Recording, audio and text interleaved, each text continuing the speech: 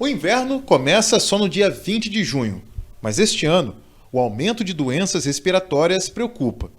Em todo o estado do Rio, apenas no mês de abril, houve um crescimento de 52,44% dos casos em comparação ao mesmo período do ano passado. Na madrugada desta sexta-feira, o município de Campos registrou a mais baixa temperatura do ano, atingindo 15 graus, cenário que pode gerar as condições necessárias para o aumento de doenças respiratórias. De um modo geral, a gente tem um mecanismo de defesa nas fossas nasais e também nas vias aéreas inferiores.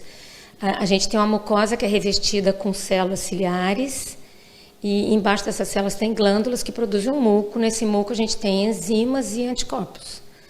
Então, quando a gente tem uma temperatura ideal, todo esse sistema funciona bem, os cílios batem, drenando esse muco de uma forma que a gente nem percebe, e essas enzimas e esses anticorpos englobam tudo que a gente respira pelo nariz.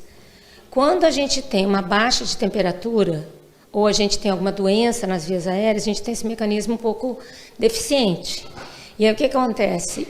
Você vai ter um acúmulo maior de secreção, porque os cílios precisam da temperatura ideal para bater, que é a nossa temperatura, que é basicamente 35 graus.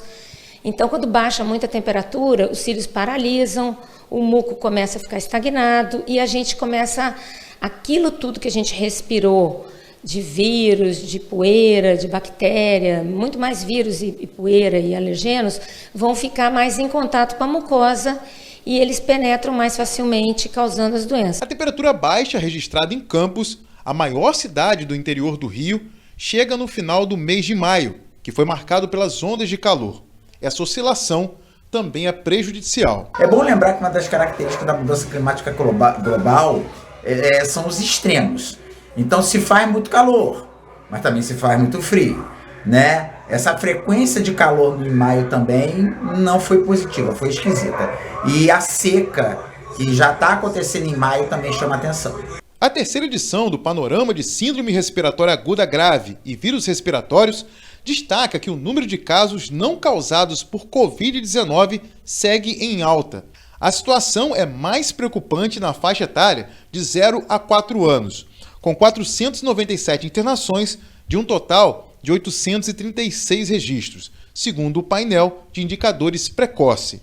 Nessa faixa etária de 0 a 4 anos, o que está mais circulando é o vírus sincicial, seguido do rinovírus, e da faixa de mais de 80 anos, que a gente sabe que também é uma população muito sensível a esses vírus respiratórios, o que está mais circulando nas internações é relacionado à influenza A. A vacinação de gripe, ela tem que ser feita todo ano.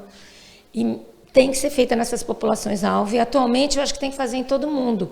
Porque quanto menos se vacina, mais o vírus toma força.